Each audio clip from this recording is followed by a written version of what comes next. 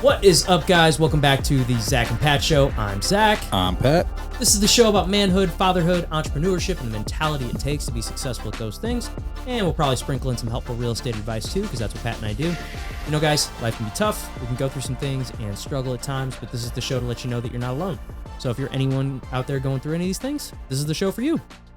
Quick shout out to our friends at NeuroGum for keeping us energized and focused. NeuroGum is a chewing gum, as well as they have some mints. They have natural caffeine balanced with L-theanine and infused with B vitamins. Helps with memory, focus, it really just, it kind of gets a little pick-me-up. I really help, I chew it really throughout the days whenever I'm working or whenever I'm going to the gym and I need just a little extra little pick-me-up and I don't want to reach for another energy drink or coffee, especially later in the afternoon. It's definitely been a great little tool that I've implemented over like the last 6 months. And I really, really enjoy it. So shout out to those guys over there. So get out there and try some NeuroGum. And on behalf of Captain Beard Co., we would just like to say thank you to the Zach and Pat Show for giving us a spot to, just kind of get the word out about what we do. We are a handmade men's grooming company right here in St. Louis, Missouri, and our goal is really, really simple. We want to create low-ingredient, understandable products that are not going to be full of a bunch of proprietary garbage that, if you can't pronounce it, why are you going to let it get absorbed by your hair and skin? That's just not smart. But, if you're someone who deals with itchiness, dry skin, patchiness of the beard, or you just want to support local, guess what? We got beard balms, we got beard butters, we have face washes, and also really great scented candles. It's funny because I was helping our friends over at Fit Flavor record, and they had one of our candles there. Oh, really? Yeah. And I was like, holy shit, I didn't even know we made that scent. We need one of those in here. Yes, we do. We do. That'd be nice to light during the podcast for a little ambiance. Set the mood.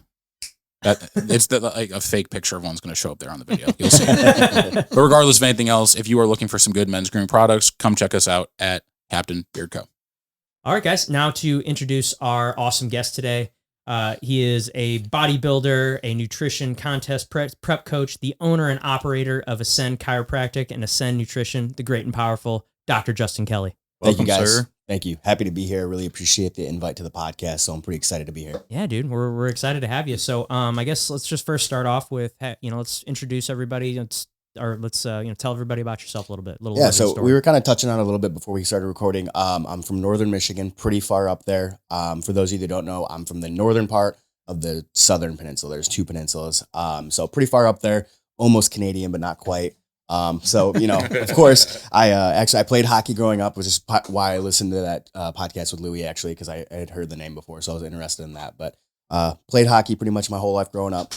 Tore my ACL my last game of my senior year. Oh, shit. And so that kind of ended the career, which fortunately turned out to be a really good thing because I went to Michigan State University and I wanted to try to walk on once my leg was healed. I had to have a full ACL repair surgery.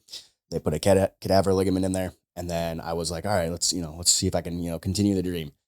By the time tryouts were starting, I was in a pre-med program at Michigan State and there was no way I could, no way. The first semester punched me in the face. I was like 4.0 student in high school, didn't have to study, just skated by, played hockey, did well.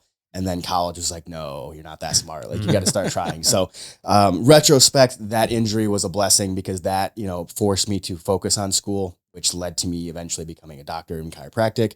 And here I am. I own a chiropractic practice here in St. Louis area in Webster Groves. Started that right out of college.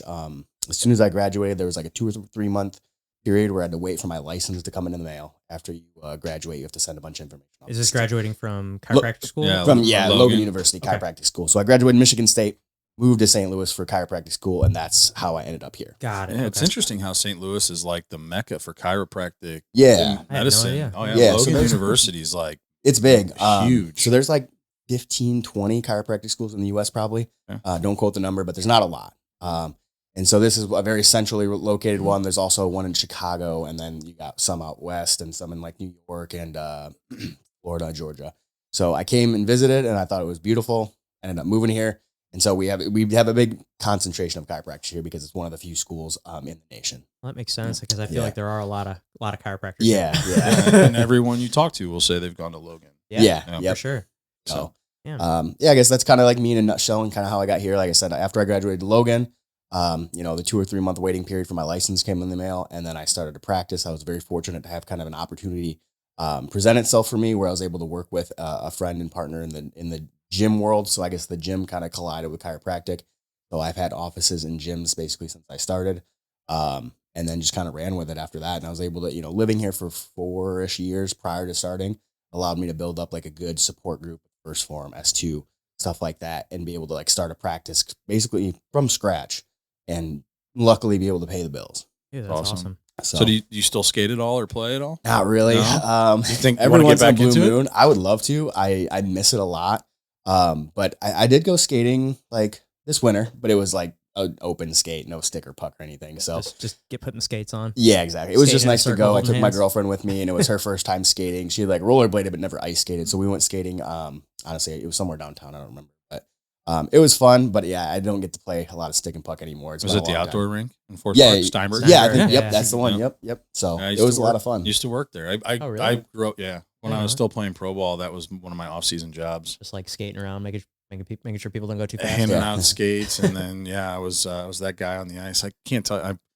The worst part, like you feel bad because they tell you like, hey, as soon as the Zamboni opens, you got to get off the ice. Like as soon as it's getting ready to come out. I can't tell you how many proposals I fucked up. People proposing to people Really? because they're like waiting for everybody to get Yeah, off it is the kind of like ice. a romantic Yeah. outdoor yeah. Oh, yeah. forest park. Eh, Yeah. At least one a month. Oh, It's a pretty shit. high percentage, I feel like. Yeah, I never would have thought about that. Yeah. Oh yeah, I it wouldn't was. either. There was a lot. I'm like, just come and tell somebody before you're gonna give do us it. a Yeah, you warning need or to, like, something. Let Yeah. them know. Like you. I don't wanna be an keep it, asshole. Especially if you're like, I don't know, maybe they didn't know or maybe they didn't skate often. But if you're like Yeah. me, I know how ice rinks work. Right. I would have been like, talk to somebody. The Right. ice manager, Zamboni driver, be like, hey, dude, give me like a minute Well, or you something. think you I'm more like- like We should put up a sign like, Tell if you're somebody. planning to propose, talk to a rink attendant. Yeah. Well, you think the guy would like, hey, I want to get the music and the light, Yeah. let's. I'm picturing let's, Happy Gilmore where Yeah, he's like exactly. singing endless, Yeah, endless in love the in the dark. empty- Yeah. Yeah. Endless love. Yeah. No. But no, but yeah, because it would take so long because the guy, like obviously the guy's nervous. He's getting ready to pop a question. So they would like be awkwardly standing on the ice for a minute by the time Like in the middle. like not in the middle, but like off to the side where side. people could take pictures and all that. Sure. And so like they're just awkwardly standing there and every single time, just awkwardly standing there. And I'm ushering people off and they're off to the side. And I'm like, guys, come on, you gotta get off the ice. Gotta get off the ice. One guy was turning like even just was like, dude, I'm trying to fucking propose. And the girl was just like, oh, what? And he's like, well, thanks for ruining it, buddy. I'm like, dude, I'm just A little on Doing you. my doing job, my bro. job here, man. Sorry. Yeah, get off the ice. Yeah, but I mean, I still play. I grew up playing hockey, loved hockey. Okay. That was my favorite sport. Once I retired from baseball and could start skating again, I got back into it. Yeah. And I play like Brentwood, they used to have a bunch of leagues out there. But they've shut that down. Well, we're unsure yet because they partnered up with another league that I play in called H&A. And that's a little bit more structured, a little bit more like they keep stats. And if you win your league or your division, you actually get invited to Toronto for a national tournament. That's pretty cool. Yeah, it's a lot of fun and the competition's pretty good. So if you are looking to get back, let me know and I can get you in touch with some guys. Yeah, I might have to take a look at that. Mhm. It's a good Sure. time. It's a lot of Some fun. good cardio. You know, Yeah. because you must work out, right? A little bit of Zumba. A little bit of Zumba. Zumba, I do the P90X yoga Yeah, sometimes. I do Yeah. some push-ups. I do Yeah. like 100 push-ups before bed. Just That's- 100 push-ups That's all before you gotta bed. do to look Yeah, like that's that. it. That's all it takes. Planet Fitness loves you. Yeah. I just go there for the food. Yeah, Yeah. just go, just for go the there for the Domino's. free There's, like, free Domino's pizza, and the yeah. Ben and Jerry's that they hand Do they out. still do that? I don't know. I've never been. I mean, it's almost worth it with it's like a what, $10 like a membership? $10 Yeah. membership, and you get like But it's like $10 a impossible month. to You go break. there and get free pizza like once a week. Yeah. Like certain Yeah. places, Itself. it's impossible to break your contract there. Yeah. I'm sure it is. I don't know. Cough, I feel cough. like club's pretty bad about that. They really don't like breaking contracts. Yeah, they're bad too. I Yeah. think I've broken a club and joined back several times, and every single time it's like kind of a fucking nightmare. Yeah. I remember like when COVID happened, I was like, I'm going to pause, like Yeah. cancel it. I'm going to wait until everything is done. I'm not going to continue paying for a membership Oh, and before then lockdown. you and everybody else, and they're like, no. Yeah, yeah. And then I remember like getting a bill and it was like, you owe $12 still. And I'm like, I canceled my membership. Like, I don't know what this is. And then like 2 years later, they're like, come back. We'll waive your enrollment. I'm Yeah. like, oh, I'm a little good. desperate, you guys. Hey? Yeah, Yeah. you guys really want me. You're feeling Yeah. a little. Yeah. So you're obviously you work out. You're a competitive bodybuilder. So Yep. yeah, Yep. let's. How'd you get into that?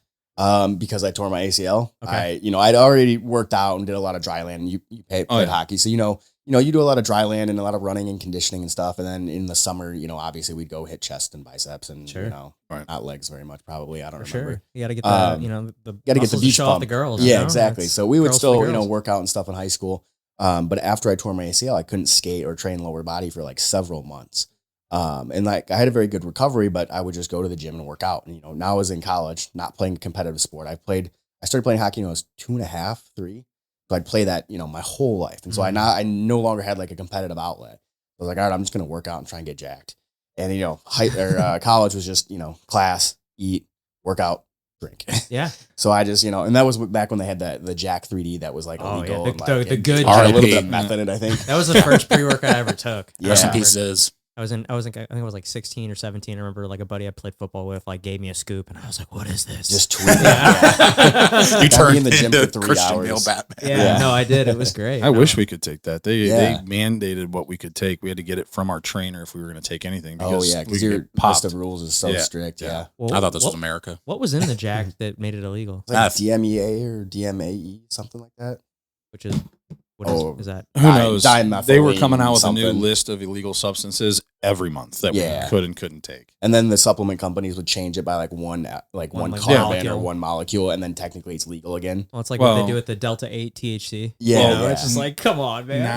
Now Major League Baseball requires, and which First Forms does, and I think they might have a monopoly on minor league and professional baseball, is the NSF certified for sport label. Okay. That's the only stuff you can take. It has to have that label. If it doesn't, you're putting yourself at risk. But when I was playing, so we would get a new list, and basically what they would say is, all right, well, because we would buy stuff at the beginning of the season, and then like halfway through the season it'd be illegal. And so, we would just keep our receipts just to show like, hey, yeah, no, I bought this back when. And so, no, I mean, I can't test positive, or you can't fail a drug test. Yeah, because I have proof I got it before it was illegal. Right. Okay. So like you continue to buy the same shit, just keep that original receipt from the beginning of the year. Keep that receipt handy. Yeah. Jacked was discontinued in 2013 because of the illegal substance known as, I'm going to try to pronounce this, dimethylamine, DMAA.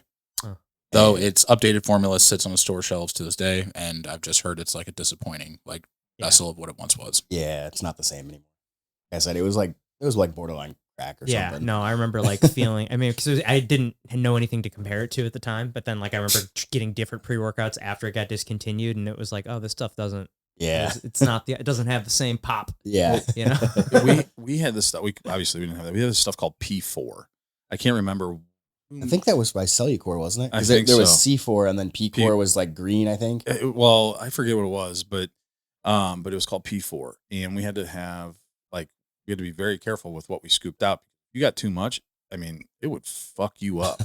And so, yeah, guys would take it, and like, especially relievers, when we have to get jacked up, moving really quick. So guys would just take it, and they would put it in, like, they would just have a little bit of water in there and throw it in there and just take it like a shot. And I mean, you're seeing guys like shaking on the I could never pitch like that. So I never took that. But yeah, that was that Just nothing but a big old dip in. Right. Yeah. Well, that like there was one guy that went in and took and like didn't realize what it did. And he took 2 scoops of it, and he probably like sweating and shaking. Oh, he had like when I take too much pre-workout, it just makes me have to shit. So that's what I'd be worried about. He never went into the game. He just took 2 because he thought he was going to be pitching. Oh, and then he just and sat there, just tweaking. Well, yeah. Well, he had to go in after the game or like during the game and have the trainer like check on him because they were worried that he might have like heart palpitations and shit. We're like, what the fuck is in this stuff? This is good stuff. Yeah. Damn, crazy. Yeah. So, but, so got into bodybuilding. And how long, because obviously how long did it take before you got into like lifting weights and all that before you started doing competitions? So I guess I graduated high school in 10. So it was like 2010 when I was starting Michigan State. Like I said, I was already like decently fit and had worked out, but then I got pretty serious and was like in the gym 4 or 5 days a week. Saturday, Sunday were for drinking. And then, It was in 2015 when I decided to do my first competition. So, Okay. In the bodybuilding world, we have like kind of a saying. It's like breakups make bodybuilders, and it's like you get, Sure. you get dumped, Oh, yeah. and you're like, fuck everything. Yeah. So I'm gonna win this break. had a Yeah. model Fuck girlfriend. She's gonna see me on Facebook in 2 years, and she's gonna be pissed that she So broke up with pissed, me. yeah. But I got dumped on. So little tangent real quick because it's just kind of ironic's not the right word, but funny. Got dumped on my birthday at Michigan State when I was a senior because her ex used to go to Michigan State, and she was like worried about seeing him. My name's Justin Terrence, JT. Her ex's name is Justin Thomas, JT. So just a weird coincidence. But anyways, yeah. So she leaves on my birthday, and I'm like, fuck. All right. Well, I'm gonna do a photo shoot, and I'm gonna do a competition. And like 4 months later, I did my first competition. I won. And, I'd obviously been training before that, so it wasn't just out of nowhere. But I was like, I'm gonna get a coach. I'm gonna do a show. I'm gonna do a photo shoot, and like, fuck all this. I'm leaving it behind. And so I just like hyper focused on that to avoid feeling, getting dumped on my birthday. No. And then like as soon as I got on stage, it was like an adrenaline rush, and I'm like, holy cow, that was like crazy. And like the weird thing is with bodybuilding, you spend months and months and months and years of working for minutes on stage. And like this was a small show. My first show, I did one category. I was on stage for maybe a minute. And then prejudging is over, come back finals. You're on the stage for a minute again, maybe get your medal, and it's like done. All that work for 2 minutes. such a small amount of time. So it was like an adrenaline rush, and then I got off and I'm like, I want to do this again. That was so short. So then I got like even more serious and like you won, so you're like, fuck yeah. yeah. So and it's fun winning. Yeah. For So sure. just got more and more serious, started dieting more and like getting more, on track with my food and training in the off season, a lot less drinking. I think at this point, 2015, I had just graduated. I guess, probably 6-8 months prior, I'd graduated Michigan State. Okay. So yeah, I guess you and I graduated. You graduated in 2015? I think Michigan State was 14. Okay. So you're 14 or 15. Because I you're graduated ahead of high me then, school I in 2010. Okay. I was 11. Okay. So yeah, I guess Michigan State should have been 14 because I graduated on time. Me too. And then, like I said, after that win, after doing it for the first time, just got more and more serious and got more and more dedicated. And then I hired a coach in 2016, which is when I moved here. I think I'd been here for roughly a year, 9 months, something like that. And I was like, I want to like be serious about this. So I was at Logan. I hired a coach. I worked with him 3 years, I guess 2 years. And then 2018, I did my like second round of shows, and I ended up doing 3. I took second in all 3 of them. Oh, damn. So like I've always like I win, and then I get a second, and then I come back really fucking pissed, and then I do well and win, and then this time again last year I took a couple seconds. So I always come back really hard after a loss like that because it's it's motivating. But I did 3 shows in 18, got second in all of them, had a really good time, loved it. Did another 2 years like what we call off season. Yeah. Came back in 21. I won the show I did. Technically I missed the overall. I didn't win that, so I was pretty pissed off still, even though I won my class.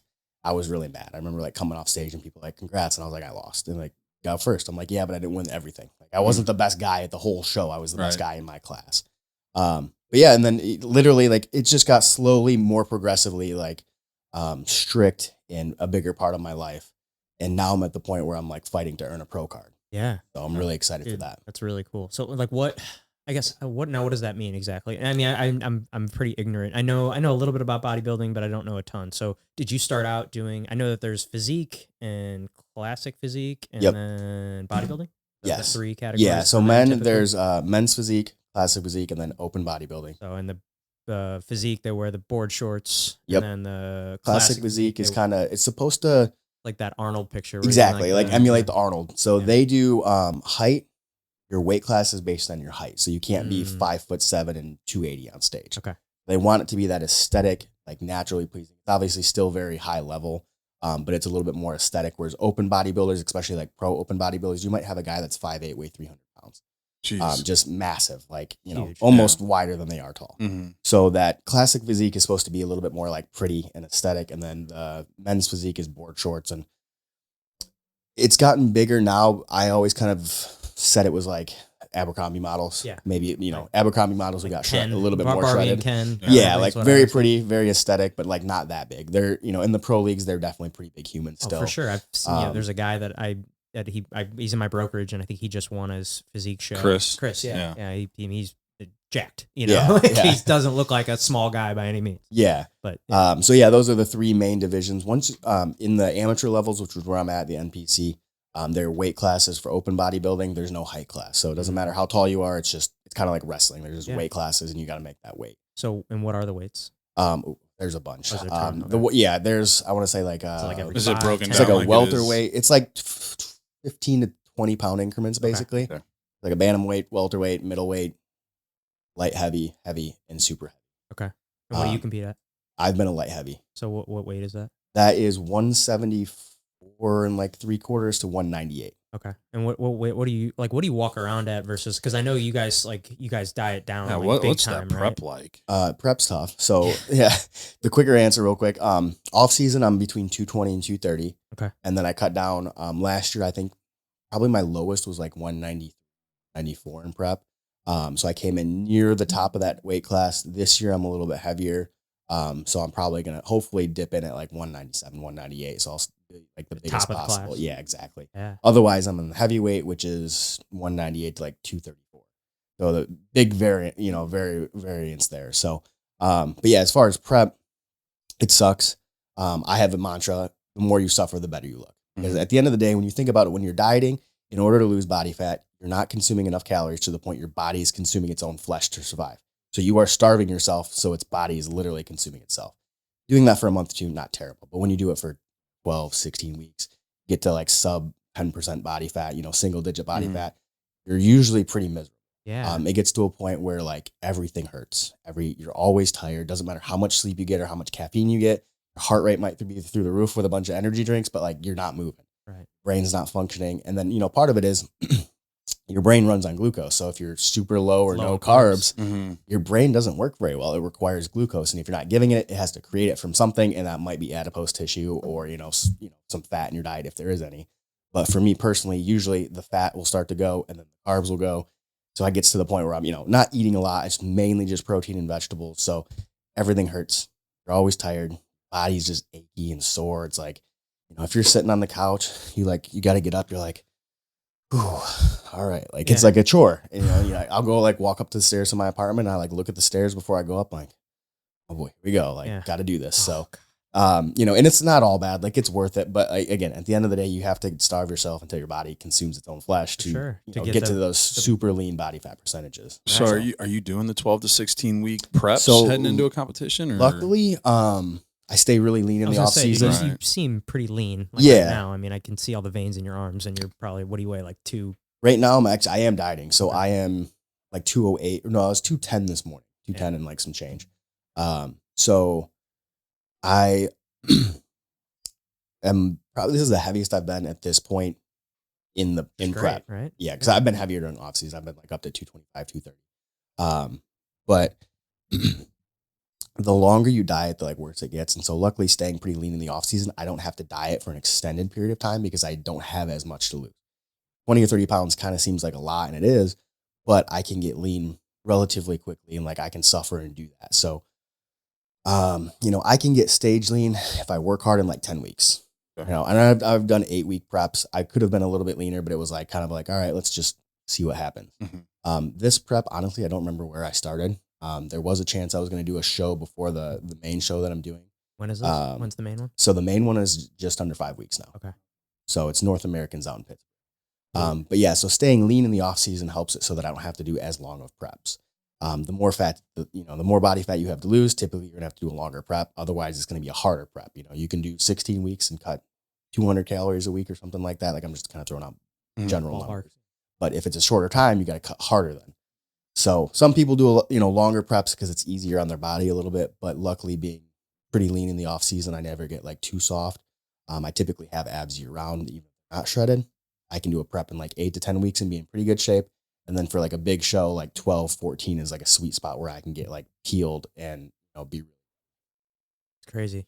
And so what's the, I can definitely relate to like the weight cutting. I mean, not to the extent that you have, because I've cut weight for wrestling and jiu-jitsu many, many times, but not to the extent where I'm dieting for 12 weeks. It's like, I'm losing anywhere between like 10 and 15 pounds is what I've done. But I guess the biggest difference between like what I do versus that or versus what you do, I guess, is like I have to perform. Not that you have to perform as well, but it's not like Definitely a different type of performance. Yeah, I got someone, trying to hurt me, and I got to be a little bit more. You got to be like functioning at a high level be like, and focused and very aware. Power versus hypertrophy. Right. Yeah. So now, like when, like, so if they, do you have like a time where you have to weigh in versus the time you go on stage, or how does that work? Yeah. So typically you weigh in usually the day before. Okay. Some big shows you might be able to do it That's like nice. 2 days before. Yeah. Because especially if you're close, you might not get to eat, or you might have to eat very little, or not, manipulate your water as well. So having I remember last year at North Americans, I was able to weigh in 2 days early. So that was great because then that next day, the day before the show, I don't have to worry about making weight and, cutting my food. I can focus on filling up my food, adding in calories, adding in carbs, so I can start to fill out the muscles.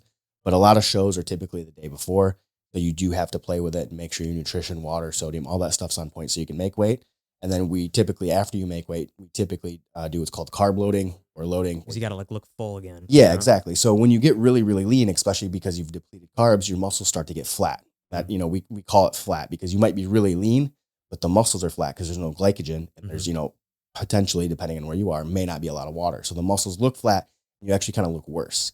And then once you start getting a little bit of water, a little bit of sodium and some carbs that actually fill up, you get some glycogen stores in the muscle and they look bigger, they look fuller. They push against the skin more and you look more ripped, even if your weight went up a little bit. So having more time between weigh-ins and when you're on stage allows you to manipulate the food and, kind of focus on the food rather than having to starve yourself to make sure you make weight.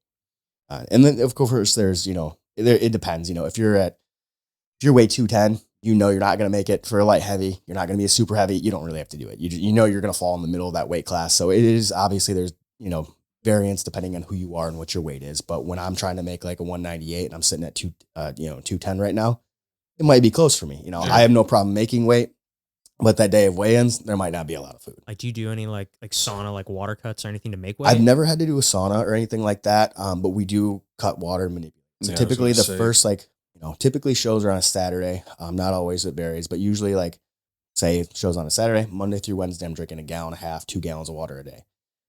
Thursday might be 1 gallon. Friday, half gallon or less, or sometimes it's a half gallon done by noon, and I don't drink anything until, maybe a couple sips the day of the show.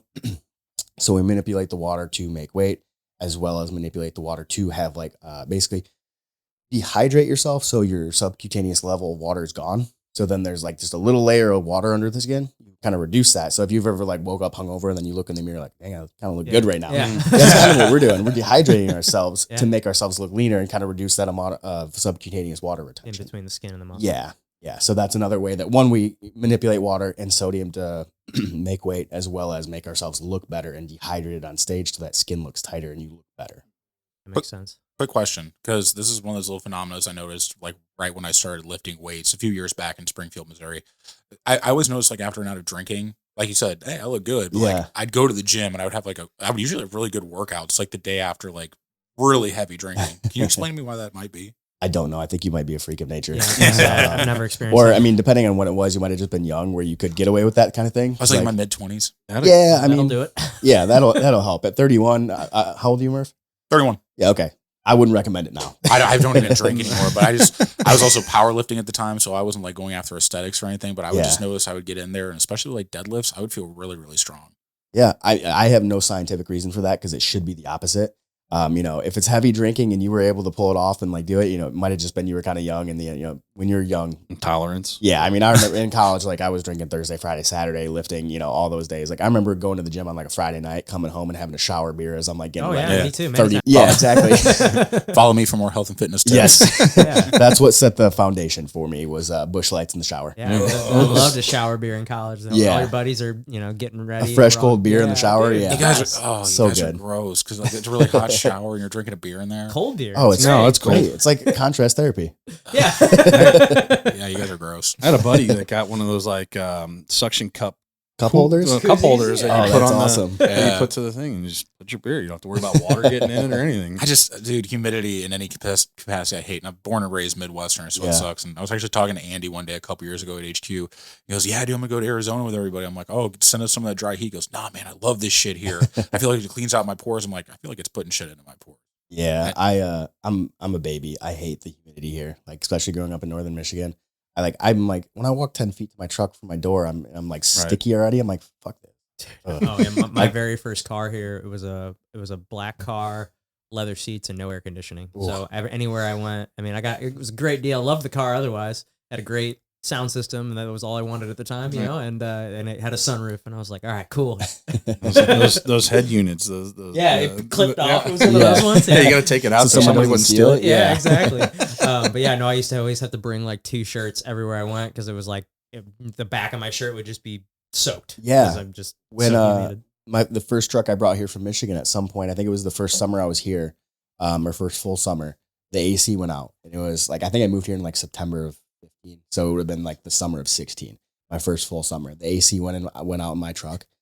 5-10 minute drive home. I'd be sweating. I'd have to get home and like shower and put new clothes on. I'm like, oh, I hate every it. time, dude. Yeah. Just being a big sweaty dude. Yep. Oh, shit. Even with the new car that I just got, it's got leather seats, and I mean, with the AC and all that, I mean, my legs are still sweating. Oh yeah. That day. Yeah. It doesn't. AC's cranked, but hey, like just having like your skin touching stuff still. 100%. Well, now that like the shorter shorts are cool again, you know, especially now like the backs of my legs sweat, you know. Yeah. It's like that was like a switch over like the last few years. Yeah. You know, that like the shorter Getting shorts. pretty short too. Going back to I'm a 5-inch kind of guy. Yeah. Who was it? Was it Knight Rider that always rocked the Magnum shorts? PI. Magnum Yeah. PI. Yeah. Yeah, had the short shorts. Those are coming back. No, for sure. But because I He remember wore like white ones too. I would never like I would never wear shorts if they were above my knee, like for the longest time. You know? talk to Tyler Hagley.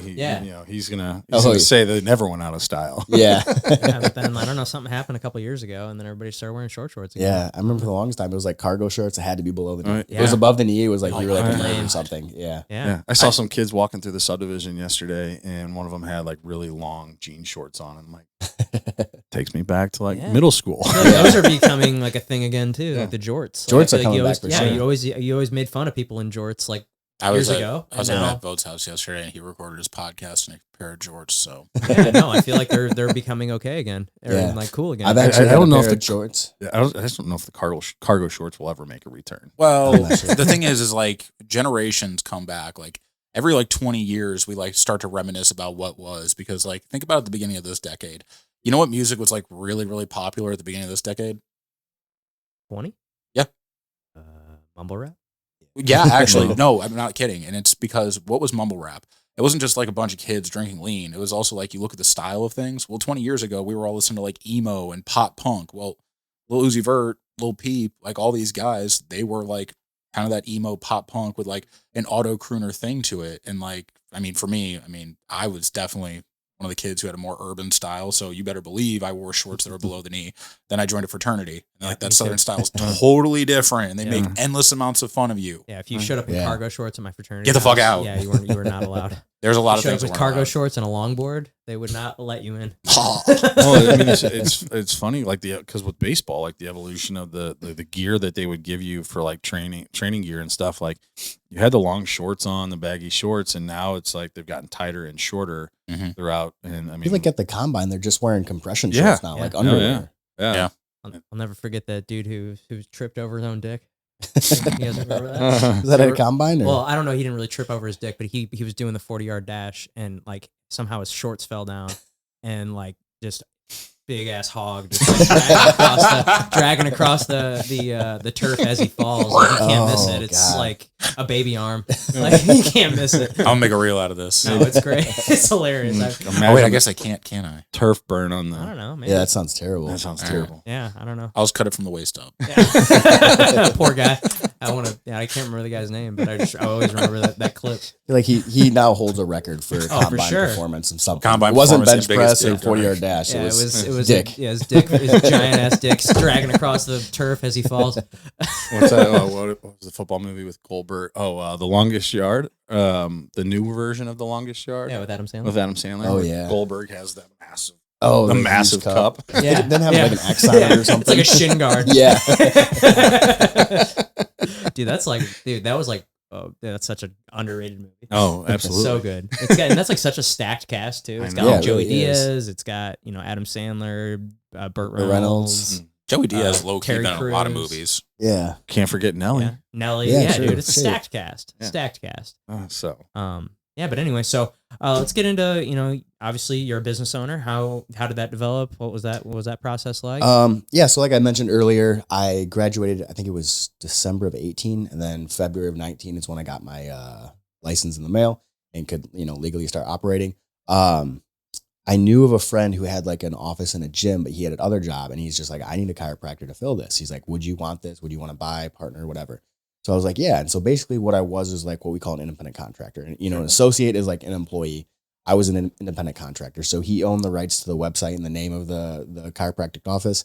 But I did the rest. What I made was all for me. All the advertising, all the patients, I did, do it all myself, but it was technically under the umbrella of his, existing name. Okay. So I got to work there, and, it's essentially running my own business basically. And I just knew that I didn't want to work for somebody. So within chiropractic, we go through a lot of school. It's very similar to an MD in the amount of hours and classes. At the end, it's the only differences mainly are they spend a lot more time on pharmaceuticals and stuff like that, and toxicology, obviously. And then we start to switch to like palpation and stuff like that. But we take pharmacology, we take toxicology, we take I have a bit of a speech impediment. It's like pharmacokinetics. Basically how drugs interact. Yeah, how drugs interact. Like if you take drug A, drug B, put it in the same person, what happens to them? So, and we also take all the internal disorders, ENT for ears, eyes, nose, and throat. Like we do all that stuff too. So our schooling's very different, are very similar, but at the end we just switch with drugs and hands-on manipulation. So when we come out, MDs, you do like a residency, you go to a hospital or, a general practice, and like you're kind of just, your pathway is set. Chiropractic is not like that. You can be an associate and like work for somebody. You can start your own, an independent contractor. There's ways where you can do, there's places like, it's called Max Living Integrity. And basically they're like, all right, we'll fund you, buy you a brand new building and practice, but you have to do exactly how we like practice. You have to basically read a script, treat off a script, do this, and you get paid X amount. So there's not a lot of, I guess there is a lot of variability in what you can do as a chiropractor afterwards, but all of those other ways, other than becoming like an independent contractor or owning your own business, you're an employee, you get told what to do, you get told how to treat, you get paid what you get paid. And to be honest, as a chiropractor, you don't get paid a lot in those roles. Sometimes starting position is like 20 to 40. At this time and age is like nothing. Right. Especially after being in school for 10 years or so. Right. With, I was a ton like, of debt probably. Yeah, I don't want to talk about that. Yeah. I should have put that down for things I don't want to talk about, is how much student loan debt I had to do to get through all the schooling. But anyways, yeah. So I was like, well, those jobs kind of suck. I want to be my own boss. I want to have to answer to anybody. And if I fail, I fail, but I have a chance to make more of myself, making more than 40 grand a year after earning a doctorate. Like that seems pathetic. Yeah. I could go to McDonald's and work 40 hours a week and probably make 40 grand a year. Yeah. Especially with them Especially minimum now, wages and shit. Just drove by one that said like $16 an hour. I was like, yeah, bro, exactly. dude, when I was a 16-year-old kid, like $10 an hour. $10 was massive. great. $10 an hour was awesome, Yeah. And like now it's just crazy that it's, everywhere you look, there's hiring X amount of dollars per hour, and you see it all over. Shit. Yeah. Like, what the fuck? So, but yeah, I was like, I don't want to be an employee, and I want to, be able to make some money, and especially be able to have like room for growth and stuff like that. So, that opportunity fell into my lap, which basically allowed me to own a business. And I started from there. And again, my connections and living here for a few years prior to opening up allowed me to have, kind of a good, friends, like a head start and friends and word of mouth. So that really helped me. And I had a pretty good start right off the bat, which was very fortunate because it was, I only made what I only ate what I killed. So if I didn't have patients, I didn't make money, and I know my first couple, like my first week or two, there was a day where like I would have a patient, and that was it, just one. And then like Wednesday, no patients. Thursday, 2 patients. And then it grew. And I think by like month 3 or 4, I had like 130 visits that week or month. So like I was able to do like very well pretty quickly, like very blessed to have that. But it's been, a work in progress. Cause again, now I'm established. Now people know who I am, but it's still, if I don't see patients, I don't make money. I don't have a set salary. I don't have like anything back up. Like I have to see patients to see money, to make money. Yeah. So we can definitely relate to that. And it's just, I like that because it motivates you. Like, I know you get commission as a real estate agent. You don't sell houses, you don't get that. Right, so it kind of helps drive you and push you. And then on the other end, like when you make the money, when you make the commission, when I see patients, when I make money, it's because I've earned it. It's not like I just showed up 9 to 5, 40 hours a week and, I get X amount. Sitting in this building. Yeah. It's like, so when I have a good week, that's because I did good. I did good marketing. I did good treating. I did, good enough to have people spread my name and stuff like that. And if I had a bad week, I need to turn it up and figure out what I need to do better, where it's treating differently, learning more things, marketing better, X, Y, and Z. So I like the fact that I've been able to like, be my own boss, and it's given me a lot of freedom, especially with bodybuilding and stuff like that. And then, it's stressful because you know how it is both real estate agents.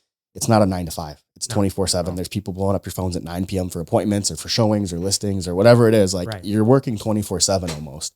Obviously there's downtime and stuff like that. But it's something we think we talked about on the last episode. We were like talking about, got to kind of set boundaries with people sometimes too. It's like, people, I get a guy like right now, he's on the West Coast and I'm helping him buy some investment properties here. And he's just like blowing my phone up at like 11 o'clock at night. And I'm like, dude, I'm not responding right now.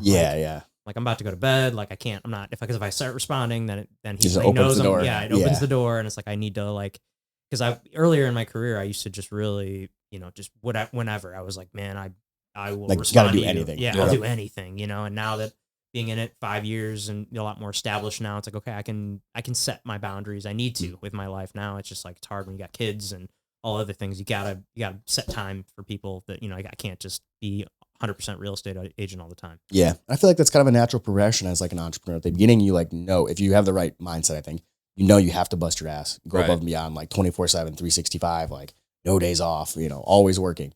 And then you get to a point where like, all right, I'm starting to be a little bit more stable.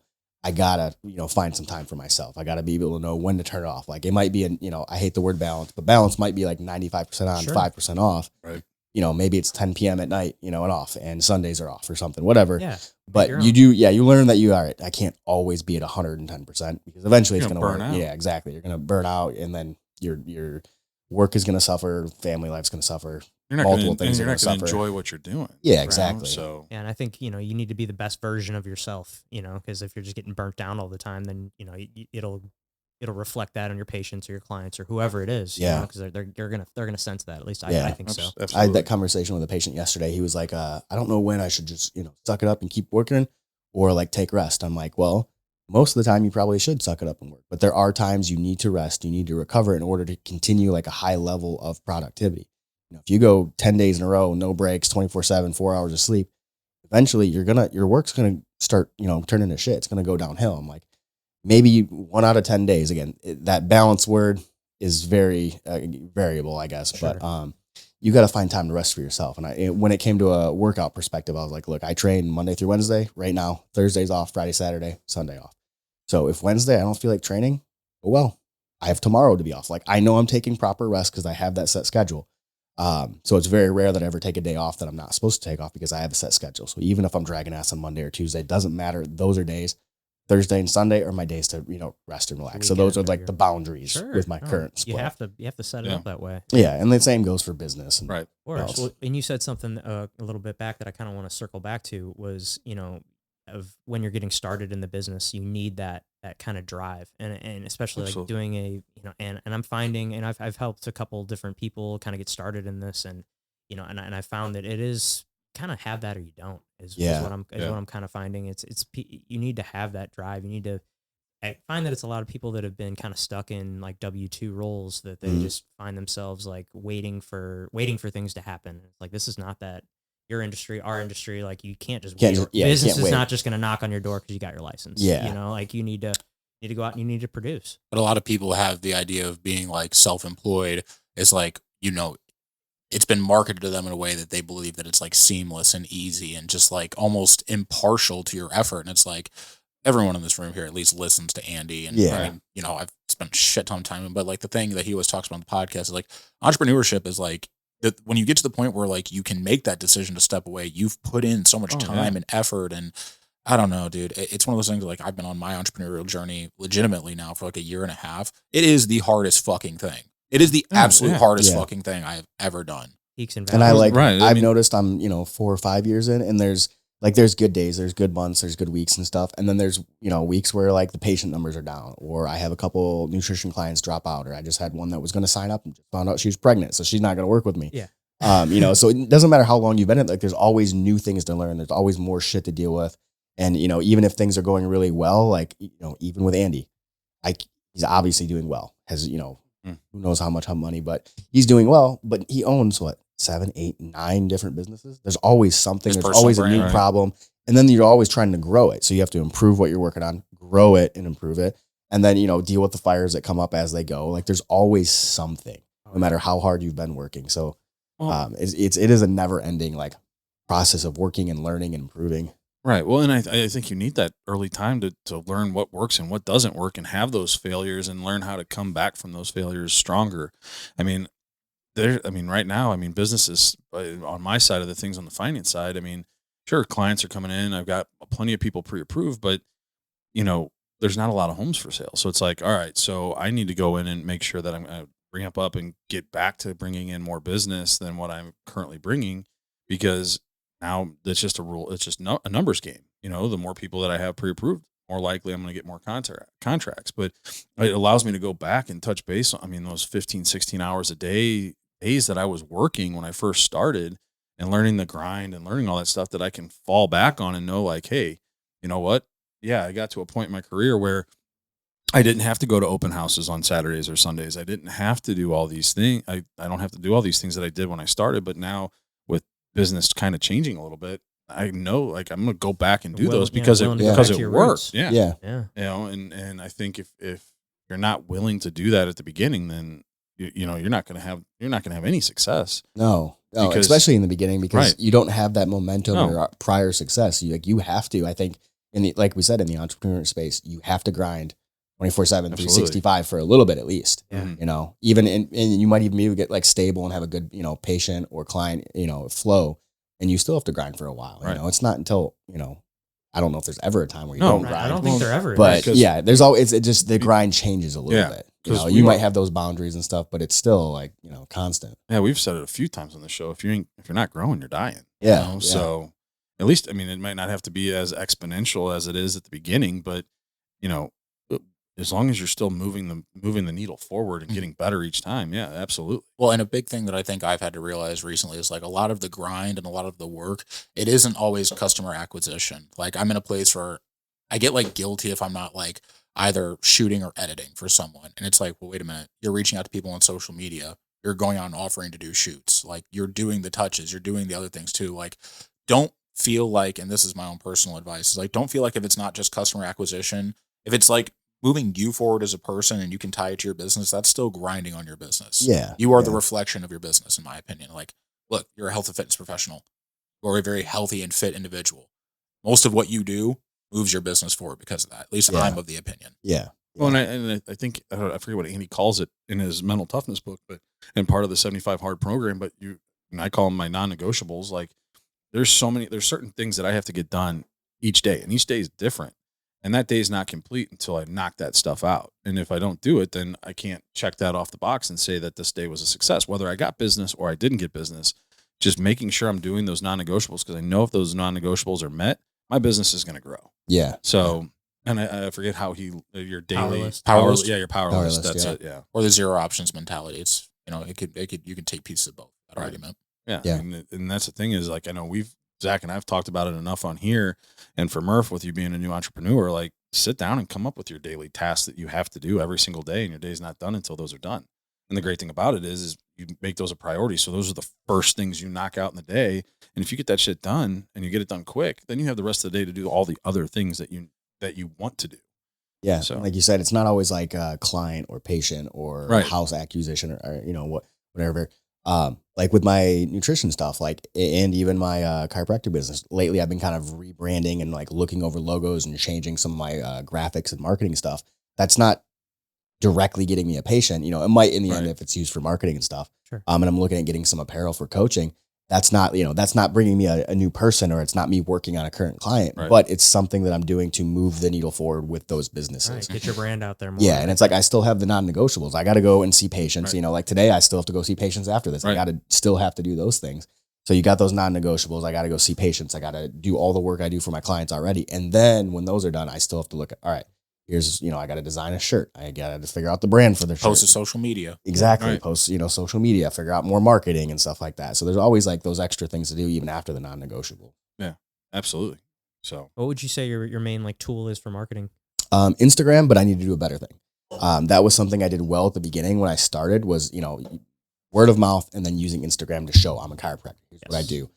Here's how I treat my patients. Here's the things I offer. And then I think, I maybe got complacent, things got good. And now I'm like, like you said, what was it? If you're not Not growing, you're if you're not growing, you're dying. Like a You know, tree. I got to a point where like things shot up, and then they kind of plateaued and went up a little bit. Now I feel like I'm like, all right, I need to start grinding it, and especially with social media, everyone's glued to their phone 24/7. Like Right. everybody's on Instagram, including myself, way too much. Mm-hmm. So I'm like, that is a free form of advertising and marketing. Like I need to use that more.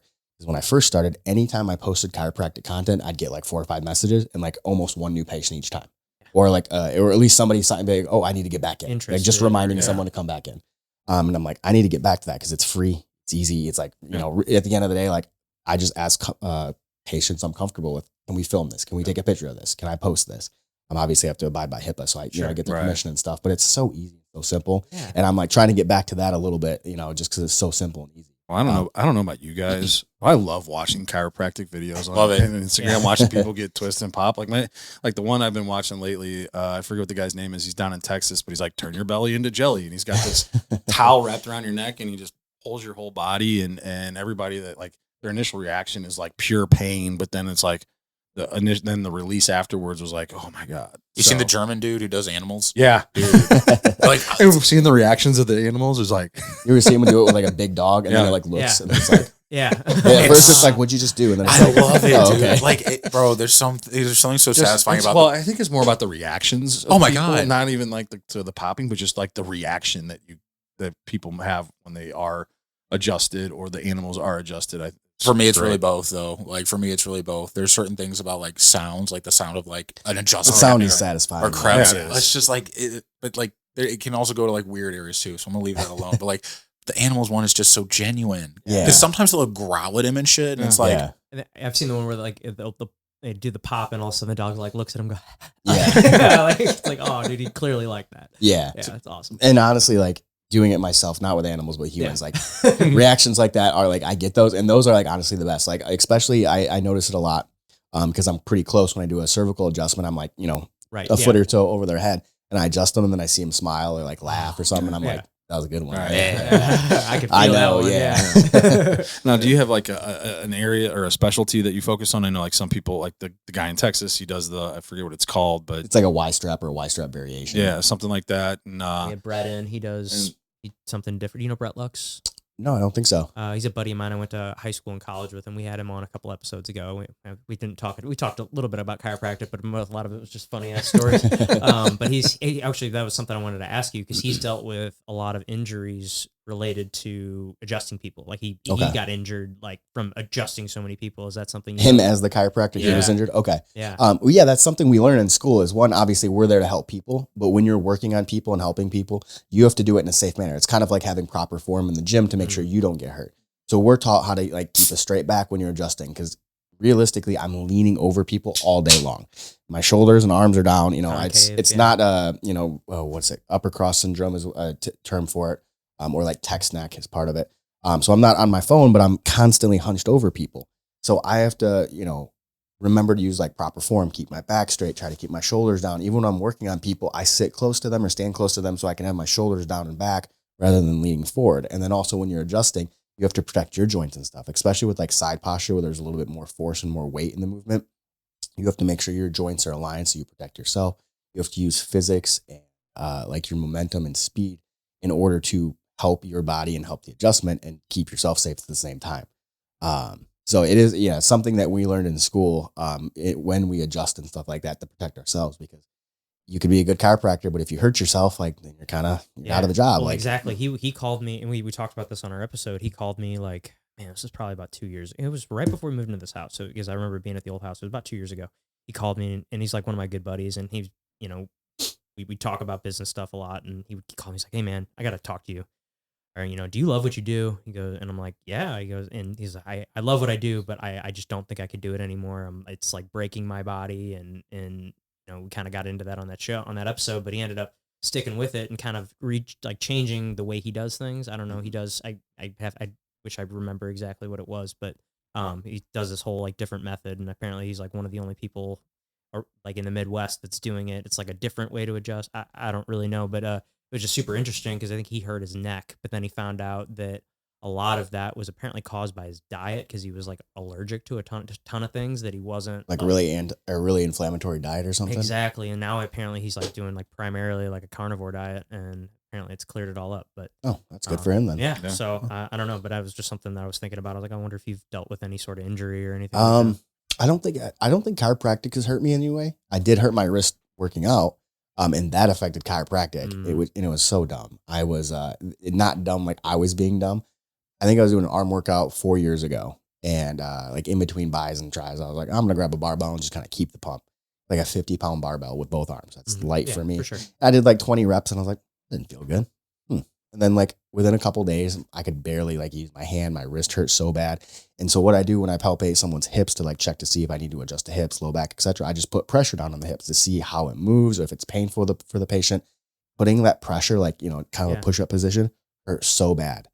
And I was like, this is a little bitch. Yeah. And then cervical adjustment, where you have a quick snap of your wrist, basically, was like every time I would do it, I'd like, boom. Yeah. And like they had no idea because I was hiding it. But right. Luckily most of the time, face. like eyes are closed, and I kept a poker face, but it hurt so bad. And it bothered me for a couple years. Like it's still not 100%. I think I tore something, a very small ligament, like it's called the TFCC. Possibly tore it. Don't know for sure. I think I got imaging done, and then I never got the report and just went on with my life. But so yeah, I never had an injury from chiropractic, but I had an injury that affected chiropractic. Oh, yeah, and I was able to work through it, but it was not fun. Yeah, because I mean, especially when you're working with your hands. I mean, I think about that with a lot of people that I like train jujitsu with and stuff. Like guys that are, that they, use like that are plumbers, electricians, stuff that are people that are on their feet. Yeah, it's like if they get hurt in here, like that really can affect the money coming in. Yeah, it's a reality. Like growing up and getting old. Like I think about it because like I used to work. I had a gym where they had punching bags, and it was like a boxing gym. Yeah, and I was like, I miss hitting the bag, but I was like, if I hit it just wrong, I could hurt my wrist. I could break a knuckle, and like that could really affect work, and like that could put me out of business for a little bit. And if I don't, like I said, if I don't see patients, I don't make money. Right. So it's I mean, I always kind of call it. I always say like we're kind of on a transaction treadmill, and I mean, you kind of are too. You know? I mean, that's kind of the way I look at it. But I mean, like you said, it keeps us going. Yeah, it's definitely. I mean, because I guess the only other way that that you scale it, like how we scale it, is I guess you bring in people underneath you, and and I guess that's the way to scale it. But I'm not ready for that yet. Yeah. I'm saying I'm not either. I like that control. Yeah, and like I like adjusting people. Like that's why I got into it. Like I still love what I do, and it's like yes, I like being a business owner, and I like being an entrepreneur, and like I want to improve and learn and grow, and like maybe one day I'll get to that position where I'm just the boss, sitting back. But I like chiropractic. Like I got into adjusting not to run a business. I got into a chiropractic not to run a business. I got into it to adjust people. So I enjoy that like hands-on work. So even if I were to like scale up and have people work for me, like I still want to work. Like I still want to do it. Even I had another doctor working for me, or at times I had a doctor that was running from my office. Basically, he would work out of my office on the days I wasn't there because I was at my other office. So he, technically didn't work for me, but he paid to use my practice basically. But I still got to see patients 4 or 5 days a week. So yeah. Well, correct me if I'm wrong, but when you go to chiropractic school, they probably teach you how to be a chiropractor. They probably don't teach you a ton to run a business, right? There's like 1 or 2 business classes maybe, and not. Yeah, I was so saying, I would imagine nothing like the failure rate. I mean, for guys that go into their own practice. I mean, is that like a high? I have no idea what the number is, but I can imagine it's probably decent. Yeah. And I do know there's many chiropractors who graduated and didn't pass boards. So you have to graduate and get the actual diploma. But you also have to pass 4 parts of national board exams. Now, is that like hands-on stuff? Some of it is. So the first 3 parts are all just textbook stuff. Like the very first one is like anatomy, physiology, stuff like that. There's a lot of stuff. And then I think the 4th part is like a lot of imaging and x-rays and MRIs and stuff. And then some hands-on adjusting stuff. And there's some other like hands-on type stuff too. Like orthopedic examinations and tests and stuff like that. We had to like do different tests for the liver and like examine the jugular vein, a bunch of different stuff. But if you don't pass those, it doesn't matter that you graduated. You graduated, you have the doctorate title, but you can't practice because you're not legally certified. And then after that, you also have to get your license through the state. So, but there's a lot of people that graduated that like either didn't practice or they started practicing and now they're doing something else. And I don't know all the reasons. I'm sure some of them just couldn't make it because running a business is far different than just being a chiropractor. For sure. You know, like I almost have two jobs. Like I have to be the doctor that adjusts and treats and diagnoses and, you know, orders images and, you know, reads reports and stuff.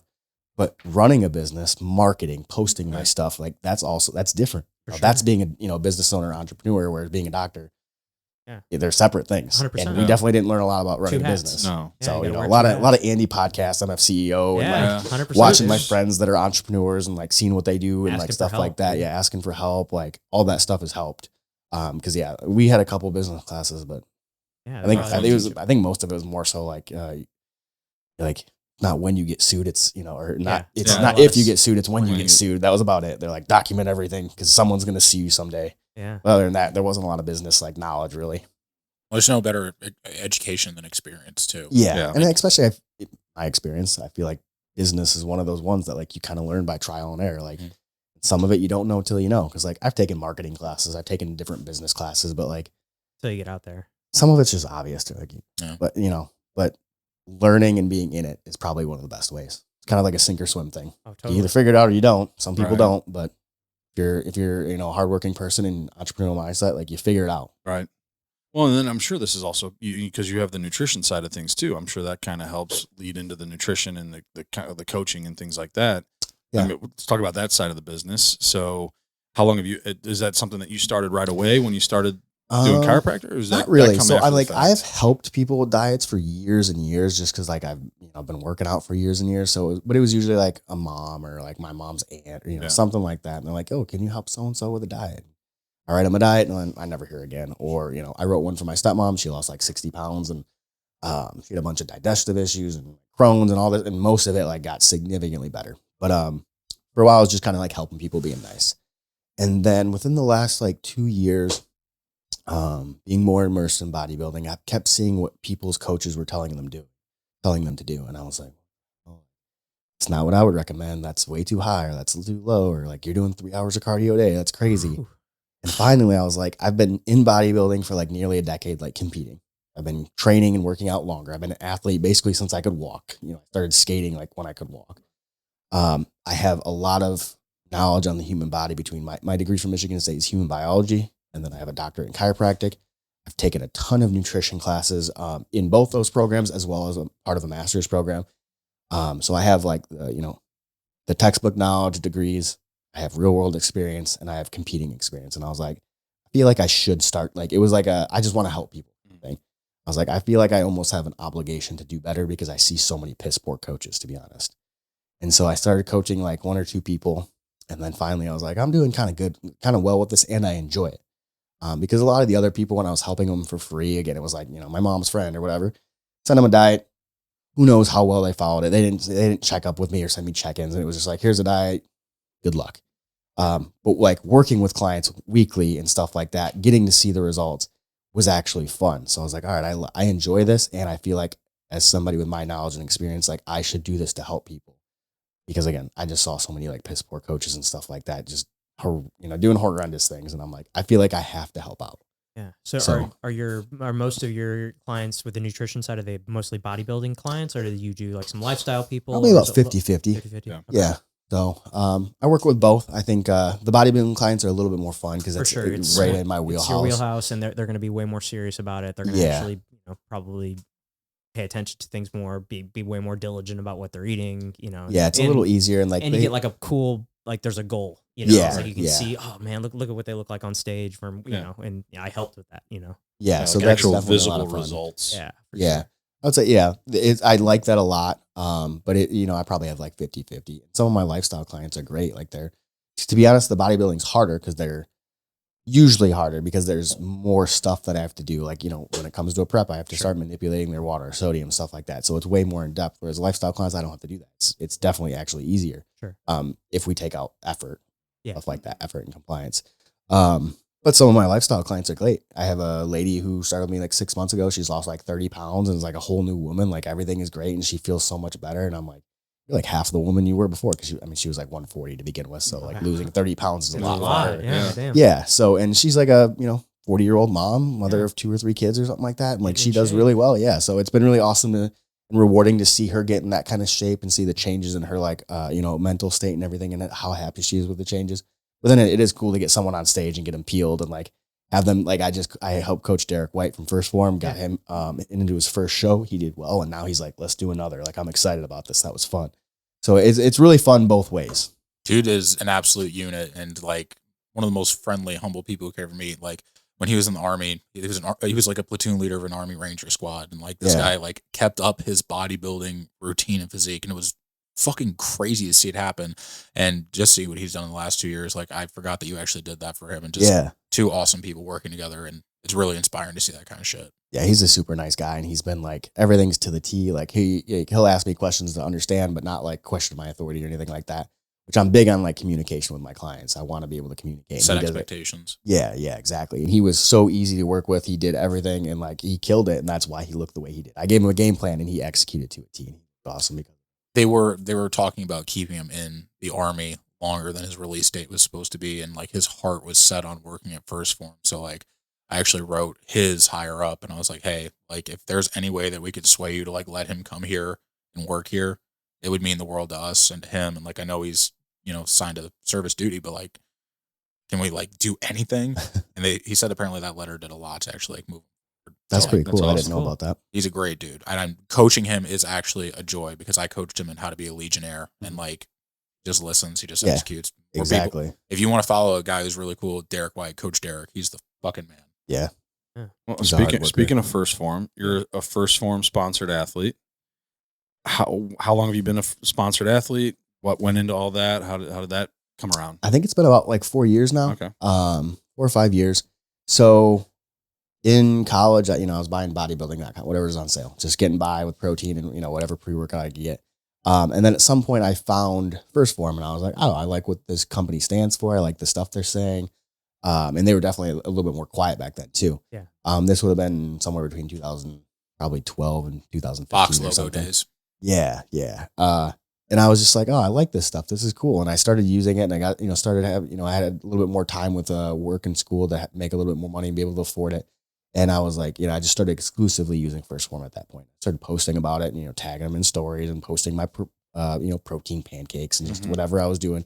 And just years and years and years of using them very religiously and posting and talking about it without any reward or expectations.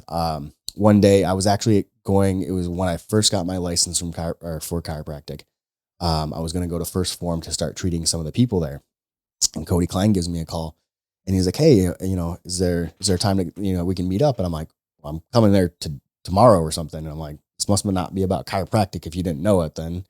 And he's like, yeah, I just want to sit down and talk for a minute. I was like, okay, I'll be there tomorrow. Like, see you at 3, And so I come in and he's like, hey, like, how's it going? He's like, we've been paying attention. We've seen what you've been doing over the last few years. Like, and we just want to reward you for what you've been doing. And I was like, whoa, like, they're like, would you like, an athlete sponsorship with us? And I was like, fuck yes. Yeah. I was just 100%. Posting it because I liked it. Like I had no expectation, no like thought I was going to get like rewarded or anything out of it. But apparently, they noticed and were appreciative of it. And they ended up giving me a contract. And I think it's 4 or 5 years now I've been sponsored athlete with them. Cody introduced me and Zach. Yeah. Oh, really? Yeah, Cody's a good. Yeah, I mean, Cody's kind of one of the pretty much the main reason I've worked with so many people at First Form. Cody's a great guy. Oh, he's awesome. Him and I flipped a house together. I've helped him with a couple transactions. His birthday's coming up, by the way. I've talked to him for about 20 minutes on a phone call. Yeah, he's a great dude. He's an awesome guy. Shout out to Cody Klein. Love you, Dad. Thank you. He's dad, bro. Yeah, so he's an awesome guy. But first I feel like you're a great representation of the brand and everything that they stand for. So thank you. I appreciate that. Of course. What are some of the supplements and things that you recommend just for most people to, I mean, obviously everybody's going to be different based on what their diets and exercise and levels are, but is there like a general, like, hey, you should probably look into taking these things or that are going to help? I would say, honestly, top 3 that most people should take would be some kind of like good multivitamin. So First Form has the multivitamin packs, those all the pills, the microfactor pills. Or I prefer the microfactor powder so I can mix it. Usually I do that mixed in with my greens in the Pineapple morning. mango. Yeah, that's good. Yeah. I have the lemonade coming. I'm really excited for that. They can keep orange though. Yeah, I don't think I ever did that one. Don't do it. Yeah. Chocolate sounds decent. Or no, they just have chocolate greens. I don't think they have chocolate. Do they have chocolate? chocolate? Microfactor. Okay, I Sea can't remember. salt? Oh, wait, no, that's probably the magnesium. The magnesium and sea salt, yeah. Magnesium's fire. But chocolate sounds good, but I always mix it with green. So like I need a fruity flavor. fruity, Yeah. yeah. But yeah, what was it? Mango pineapple. That's the one. It's amazing because if you just have greens and mango pineapple, like Yeah, dude, and it tastes good. and the greens are fucking Oh, they're so fire. good. Yeah. You know, a lot of people talk about like there's a placebo effect of supplements. That is one you will notice in a day. Oh, The absolutely. greens is actually my favorite. And like I love stimulants and caffeine and pre-workouts and those ones like you feel, Mm-hmm. but the greens is my favorite supplement by far. Oh, like dude, I don't it's- even have digestive issues, but I eat a lot of food. Yeah. And like I went from like, oh, I feel good. And then I took it and I was like, I feel even better, even though I didn't feel bad to begin with. So Right. that's actually my favorite supplement. So like a good multivitamin, the greens, good fish oil. You know, we have omega-3 is a good fish oil. Those 3 supplements are something that honestly every human probably should be taking. The foundation series, right? Yeah, there. there's no reason why you shouldn't be taking them. There's a plethora of reasons to have those vitamins and the healthy omega acids, fatty acids. But can't you just get it all from a good, healthy diet, Justin? Good Look, fucking luck. if you eat the entire rainbow of vegetables every single day and you eat 6 ounces of salmon per day and Wild caught cold water fatty fish. yeah, And if you salmon's not suntan even your one taint, like maybe. like, dude, but that's one of the great things I loved about working for the company, and that's the position they put you in because you're not there just to sell things. Like You're there to help. exactly the thing I love about First Form as a company, as opposed to like a lot of other people who do sponsorships, is also based largely on the relationship you build with them. And if you have a relationship that's built off of education, that's something. I mean, dude, what have I? Most of the things that brought us together were asking each other questions and being able to validate it, and then saying like, okay, no, these are my guys. That is what they do well. And when I was coaching salespeople, it's not go out there and just say, hey, I have a discount code. It's like, what are the problems I can help you solve? More importantly, what's the education you can walk away with? Because you're not supposed to rely on me for everything. I'm supposed to make you independent. Yeah, 100%. Fucking love that about the company. I remember, I guess I forgot my First Form sponsor story. Quick little insert. There was one day where I was like, I want to like work with First Form. I want it. The next day, an ad came up for them accepting Legionnaires in Michigan. I was like, this is God. Like, there's no, Right. like, this is no fucking way. The North has a lot of Legionnaires too. Yeah. So, and Oh, so I, were you a Legionnaire with them? I was a first? Legionnaire Oh, first. okay. Yeah. So I I, didn't know just used their product for a while. And then, Got like it. I said, that one day I'm like, this is a cool company. Like, I want to work. Next day I saw an ad on Instagram that was like, we're accepting Legionnaires. And, so I applied, got it. And that was one of the, going back to what Murph was saying, one of the first things they like taught us is like, we're not here to sell, we're here to help people. If that creates a sale, great. But we're here to help people first. That's what it is. Help people, educate people, help them achieve their goals, help them achieve better health. That was like the priority. And I was like, this is what I like. Like, 'cause I'm not here to like just sell money and have a discount code or Right. whatever. Like if I make money, awesome. But I want to help people. Same thing. I'm in chiropractic. Same reason I'm, nutrition coach. Like if it pays the bills, great. Right. But I'm doing it because I like it. I wouldn't do it if I didn't like it. And I like to help people. It reflects the attitude of leadership. And that's so comforting. Well, and that's where my business took off. I mean, when I first Yeah. got into this, like you're to sell different things. And when I just came back to just being like, hey, like I'm not a good salesperson. I just know how to educate you on what it is that you're about to buy and give you as much information as you can to help you make a decision. I mean, I could just sit here and throw you a pre-approval like every other loan officer in the world, or I could sit down and do a consultation with you and discuss like what options are available to you and how you do it. And ever since I started doing that, my business has just taken off. It's not so much trying to just to sell, but just to like, hey, whether you work with me or not, like know your options, know why these options are good, whether you take them elsewhere, cool. If not, odds are they've stuck with me. But yeah, I mean, that's the biggest thing in that, like, it's just educating. And I'm sure your clients really appreciate that, especially with like Right. buying a home. I got close to buying a home a while ago, and I never did. But I have no idea where Right. like where to Yeah. start, And what that's to do. It's a Like scary you could be thing. like, That's the sign thing. this and you get a house for this much, and I'd Right. be like, Okay. obviously I'm smart enough to Yeah. double check, Right. but I'd be like, okay, like I have no idea what I'm doing. So having you educate, I guess your clients and stuff, and teaching them like the process and what their options are and why they have X options and whatever, and helping them get into a home within their budget that they want. Like Right. you're helping them, and I'm Right. sure they really appreciate that. And then you'll get business from them, or they'll come back to you when they need to sell or buy again, or whatever it may be. Totally, and Well, I mean, I focus like my whole like mentality since I've become a real estate agent. It really is. It's been relationships over transactions. It's like, okay, Yeah. well, even if this person doesn't end up doing anything with me, I just want to create like a good relationship, and so that even if I don't get business from them, like maybe down the road, if I do such a good job with them, or even if they just liked what I said, my business will grow because they'll probably Yeah, they might tell someone someone about about you, or if down the road they do want to buy a house or something changes, they'll come back to you because like, you know 100%. what, Zach treated me well. Zach we had a good relationship. So they'll come back, or they'll refer you to someone else. Yeah, I mean, shit, that was like going back to Cody Klein. I mean, Yeah. I told him like I could have easily gotten a deal with him, but I told him how to do something you that kinda was turned him away actually. to You're like, this save is a him. better option This is for your you. better option. Yeah. So yeah, I mean, it's not all about the sale. Hoping that he appreciates that and that translates into like. But that's. I mean, we've had a few clients that have owned homes free and clear and telling them how to work with that equity instead of taking out a mortgage. So Right. No, 100%. It's definitely there's so many different ways to do it when you're buying a house, and there's a lot of people out there that could do some shady shit, to be honest. Yeah. I mean, there's a lot of it's pretty easy to get your license in real estate. I mean, you take the class, pass the test, and then you got your congratulations. Here's the piece of paper. But now like you gotta actually know what you're doing. Yeah. There's a whole business behind it. There's a whole I mean, I always say I'm a marketing company that sells real estate, but I actually got to be good at selling real estate too. Yeah. It's like, so there's a lot that goes into it. So, and that's respectable as well. Like, educating your clients and stuff like that. And like you said, you kind of turn someone down because I turned down a lot of people. that's better for them rather than flying in your pocket. And they probably would have never, they might not have even known the biggest thing that you were doing them a favor, but you did. Right. Like the biggest thing right now is people wanting to pull equity out of their house. And so they're calling and like, well, I want to do a cash out refi for this. And I'm like, well, there are other options for that, like that I can't even do. So let me get you connected with somebody that like for me, like HELOCs right now are the way to go. And we don't offer a HELOC. So it's like, I could do a cash out refinance and sure, put money in my pocket. But at the end of the day, like the HELOC is going to be the better option. So it's like, take that option. So you're not losing the good rate you have and you're still able to tap into your equity. So there's so many different things that you can do with it. But yeah, I mean, ultimately ever since then, and like the amount of referrals that I've gotten from people that like, I think I probably got more referrals from people that I've turned away than people that I've actually helped. Yeah. Because they respect that and appreciate that you helped them. Exactly. Rather than just took a quick paycheck. Right.